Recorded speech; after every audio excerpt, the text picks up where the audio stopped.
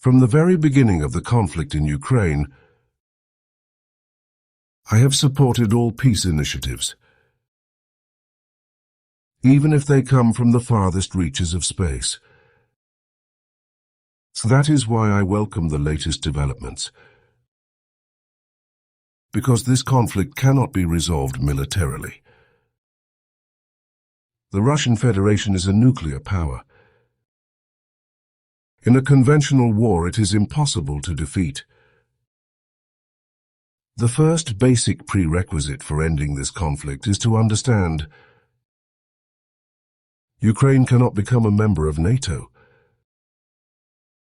Let me remind you, my rejection of Ukraine's NATO membership has been clear since my very first statements on this war. Although I have been heavily criticized for this position, I stand by it. It is also important to understand that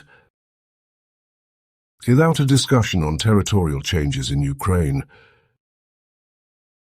there will be no movement forward. If these two basic points are accepted, one about NATO membership, the other about territory, then we can achieve a ceasefire and end the senseless killing of Slavs. The process opened by the US President must be seen as his great personal achievement. I can only regret that in the European Union, we had to wait for Donald Trump to show us the way to peace. We have a war on European soil. Logic dictates it should have been the European Union. On European soil, that ended it. I am skeptical about adopting further sanctions against Russia if negotiations on ending the war do not go as we want.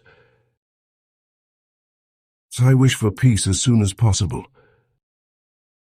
I wish Ukraine a free and peaceful development.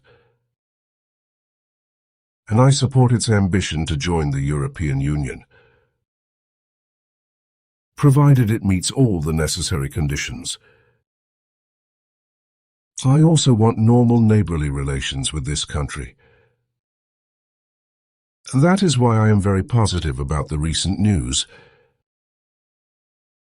that the Ukrainian government has expressed interest in another joint meeting of the Slovak and Ukrainian governments. We are now starting to look for a date and a place.